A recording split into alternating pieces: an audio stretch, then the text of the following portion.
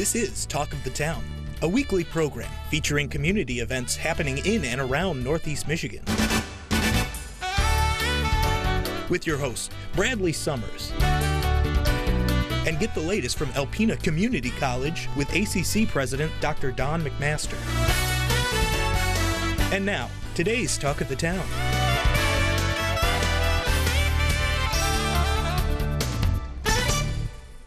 Good morning and welcome to Talk of the Town. I'm your host, Bradley Summers, and this morning our first guest is Paige Alia from the Hope Shores Alliance. Hey, Paige. Good morning. How are you doing? I'm doing well today. How about yourself? Good.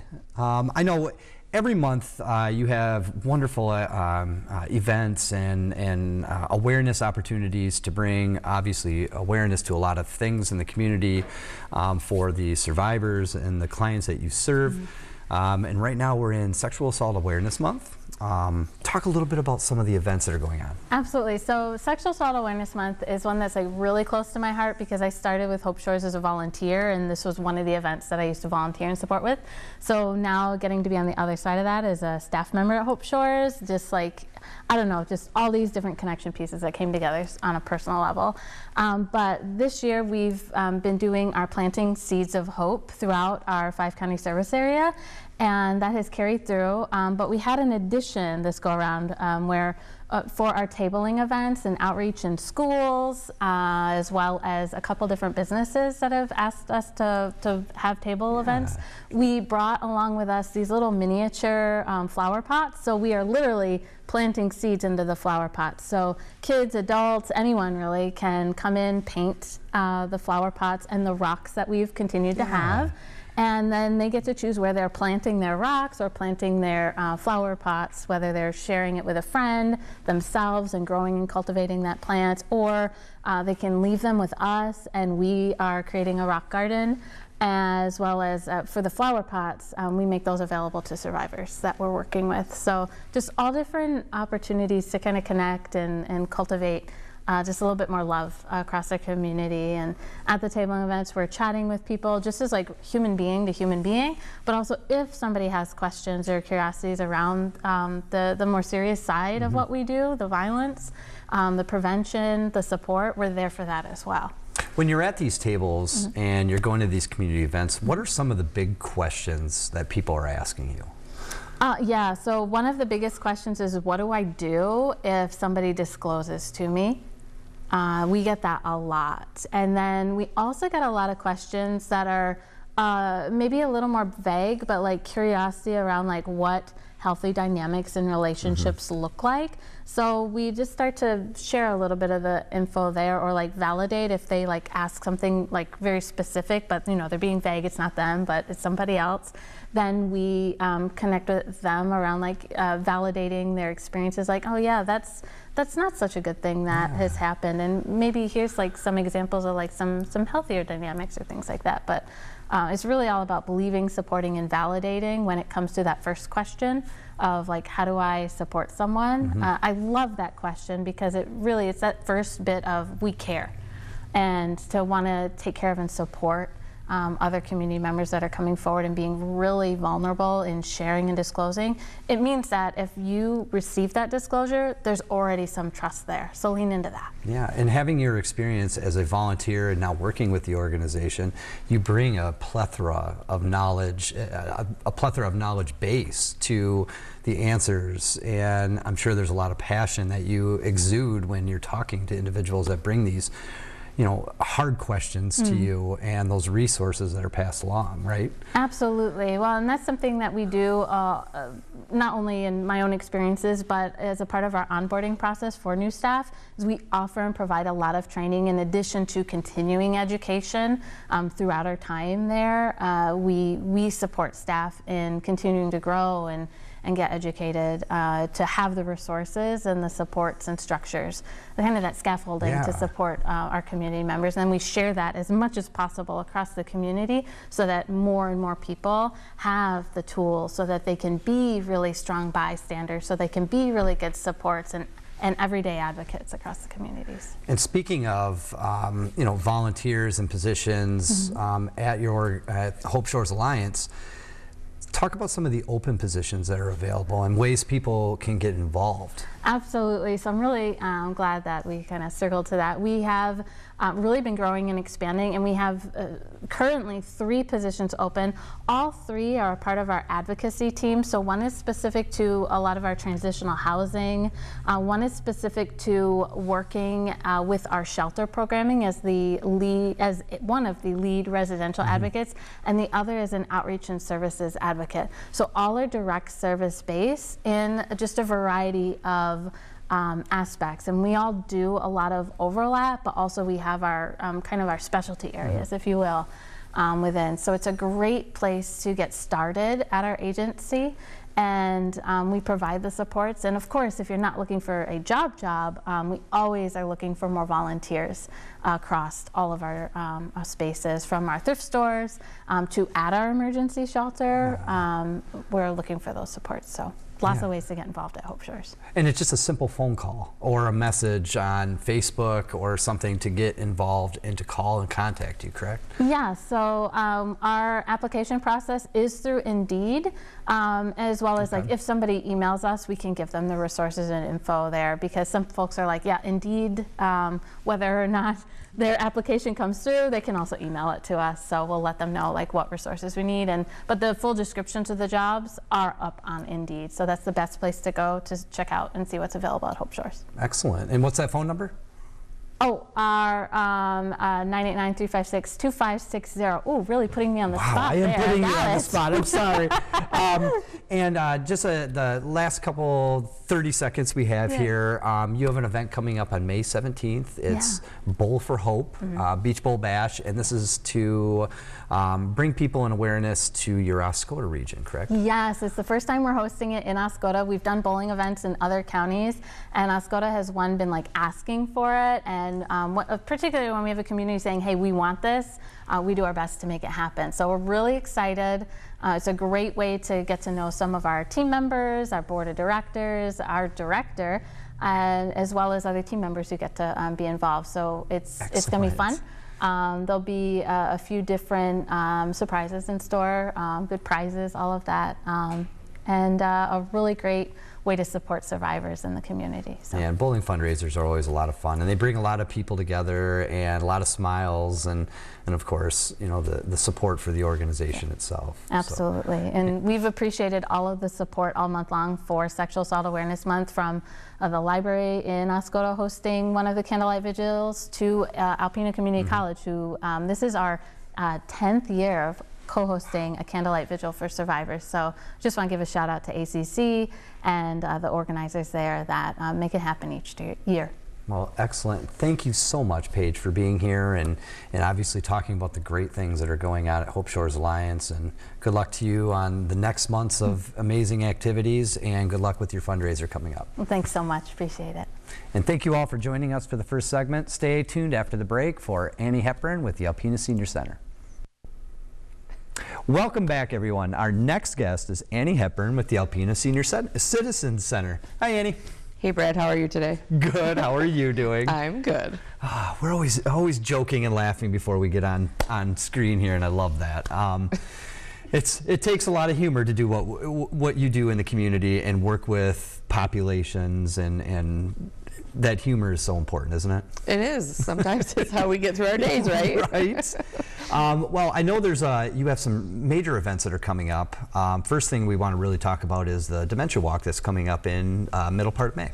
Yeah, so we have a lot of dementia awareness things going on, and a lot of dementia programs that we are dealing with, are working towards in our community because of our grants for the Michigan Health Endowment Fund. So we this year are kicking off a Dementia Walk on May 15th. So if anybody's interested in doing that, it is a $25 fee, and we will be getting them t-shirts that talk about our dream team. So we're excited to do that and kind of coordinate that with the Alzheimer's Association with another day event on the 16th with Dr. Scott Counts. He's coming to talk about research about dementia and what's new and improved and what's next, which we always wonder, will there ever be a cure or something for dementia? Our goal would always be that there will be, because as we know, dementia is a tough disease, and it's hard for the person, it's hard for family, it's hard for our community. So the exciting part about, I think, what we're doing at the Senior Center is bringing in the resources, bringing in that one-on-one support, talking with caregivers, people living with dementia, that you still can have a quality of life. And I think a lot of times when we get that diagnosis, we don't know what to do, we don't know where to go, and we think basically that we can't continue life as we know, and that's not true. So a lot of our programs are wrapped around that, but the research event coming on May 16th with Dr. Scott Counts with the Alzheimer's Association, that's open to the public, so I'm hoping to get a very good crowd. Bring your questions. He's the expert, he's the doctor and the researcher, so. Yeah, and if someone doesn't have questions about diagnoses or anything that's going on or related to dementia, that's crazy. I mean, in the sense is there are a lot of questions, there are a lot of unknowns, and as you were talking, as the research continues to go forward and progress, new developments come out, so it's really important to hear the developments of how this research is helping with individuals, patients, caregivers, and potentially medications and things like that. Yeah, and I know there are some medications that are kind of being talked about more, but again, I'm not the expert in that. I'm not going to be able to explain that, but I think Dr. Counts could and be able to maybe answer some of those questions and guide you if that would be the way you go, or what point of dementia do you start certain meds. And that's why I always say, if you're having forgetfulness, or not just I forget an appointment, but if that's a repetitive thing, or if you can't balance your checkbook anymore, or you're having more accidents, some of those are, the warning signs of dementia. That's when you should be contacting your doctor to talk about it, to get a diagnosis or find out what is going on, because maybe it's something underlying, to be able to maybe get an early medication to, again, there is no cure, but you can get medicine to maintain at a level of independence for a little bit longer. So, and medications don't work for everybody, and we know that, but talking to your doctor early on is really very beneficial for you to live a very independent life a lot longer than waiting or being in denial about it or being embarrassed. And that's the biggest thing is, in my heart, I just want people to talk about it. Don't be embarrassed about it. We all have situations in our lives or conditions or something, and we shouldn't be embarrassed about that, because there are people that want to help us, and there is help out there. So really, that dementia is my passion. I have a lot of people that I've helped throughout the years, but it also touches me in my own personal life. So, and it's really important too to understand, as Paige also discussed in the first segment, was you're not alone. Exactly. And that is so important for individuals to understand, with an increasingly aging demographic, not only in our area but nationwide. These services are so vital to the health and the quality of life in especially in our area of northeastern Michigan. And it's always amazing to see the work that you and BJ are putting towards this, and the trainings and the resources you're bringing here. To have a doctor coming here to provide one-on-one time with people that have questions, that can give that professional opinion.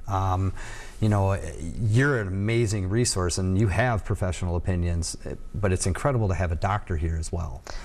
Yeah, absolutely, because those are questions that I don't have answers to, and it's not always that we get a doctor to come to the Alpena area. They usually are downstate, but we have it here in Alpena, so our community really needs to take advantage of that.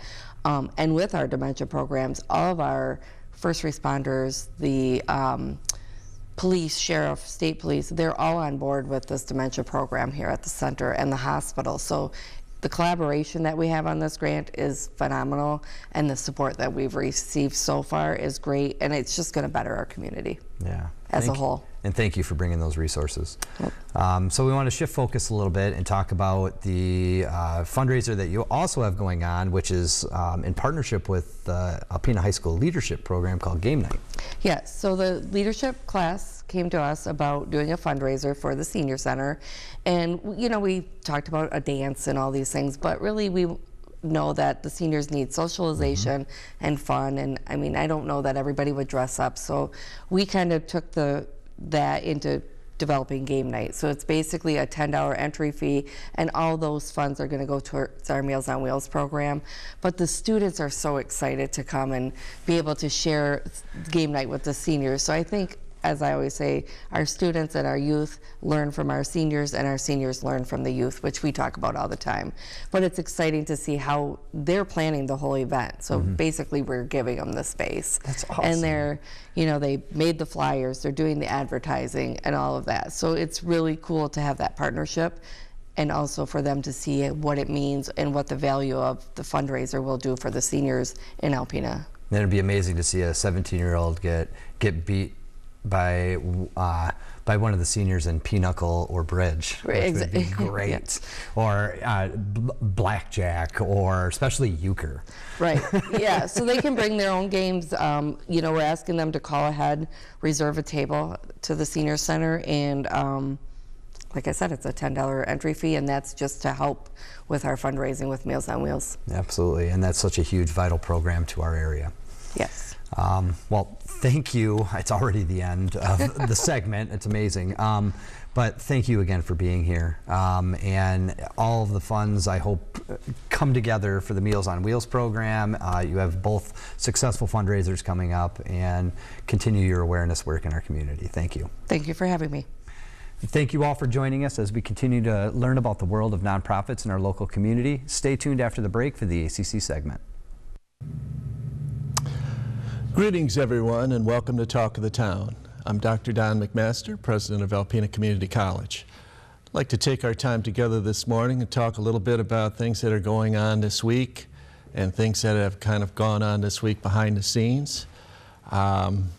We're nearing the end of the semester, so on campus there's all manner of really interesting, fun, positive things that are happening.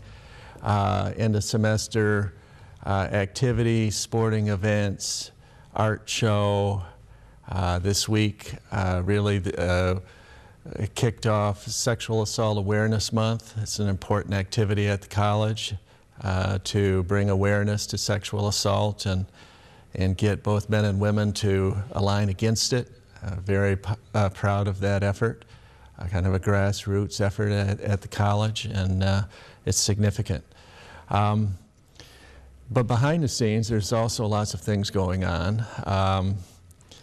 At the state level, for instance, where about 40% of our revenue comes from, the state is figuring out their appropriations, or what they're going to spend on what, for FY25. For them, that year, that fiscal year starts October 1. For us, our fiscal year starts July 1, so there's a little bit of misalignment there, but you know, this is not a new thing, so it's not a big problem. So the state, the governor several months ago issued her executive recommendation. Of course, that does not mean that that's what's going to happen in the end. The House and the Senate have their own appropriations process, and they actually are the ones who set what money is going to be spent on. They certainly take into consideration the governor's view, because they're all in a Democratic majority there. But for us, appropriations looks pretty promising. It's in the range of 3%.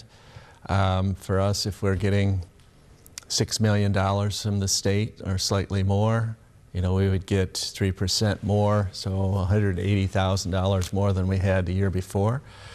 Not a huge amount, but helpful, and it aligns nicely with the increases in salary that we have negotiated with our bargaining units, which is 3%.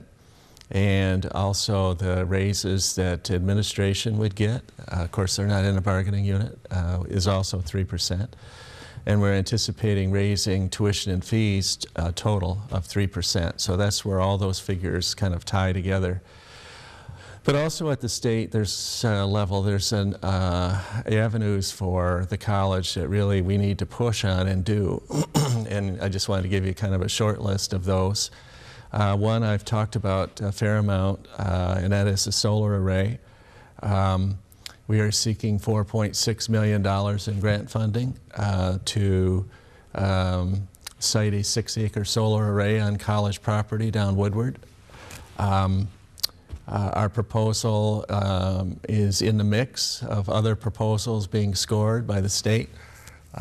Made it through a public comment period in good shape. So we just have to wait and see on that. We will probably know in either late summer or September whether or not that gets funded. Also through the state, there is what's called capital outlay. And this is a request for funds to either upgrade or build new infrastructure, buildings on college campuses, community college campuses, and also universities. So this is called a Joint Capital Outlay Subcommittee, reviews these submissions. We submitted one. We have several years running. Our submission is to renovate the Natural Resources Center, which is an essential building on our campus. We have science labs on the ground floor. We used to have nursing on the second floor. Of course, nursing is now across the street, so that area is ripe for repurposing. And then we have English and Humanities on the other side of the hall on the second floor. Faculty offices on the third floor, and the Board of Trustees on the fourth floor. So the building needs a lot of work. It's 50 years old. There's a lot of deferred maintenance. So our request for the total cost of the project would be $8.5 million, we estimate, and the request to the state is $4.25 million. So the way capital outlay works is if you get it, the state's money comes last. So we're going to try and get into a capital outlay bill, and then we will have some fundraising, some significant fundraising to engage in to get that project done. We also are really pushing hard for housing, and we have, thanks to Senator Peters and his staff, we recently got a federal earmark to help us in that. So we're about $2 million short of a $4.7 million estimate to add 32 beds of housing to the 64 we currently have. We know that we have demand that would exceed 32 beds, but that seems like a sweet spot, both in terms of the size and scope and where the units would fit. So the fundraising for the final $2 million is ongoing. There is an avenue, although an unlikely one, from the state for something called an earmark. These are things that the state will occasionally distribute. Distributed a lot of them in this fiscal year, although Northeast Michigan didn't get hardly any. I do want to thank Rep. Cavett and Senator Hoytinga. They've been very helpful in trying to position us to make a case for state investment in student housing. It's a significant piece for us. The state has never funded housing, either through capital outlay or in any other way, student housing.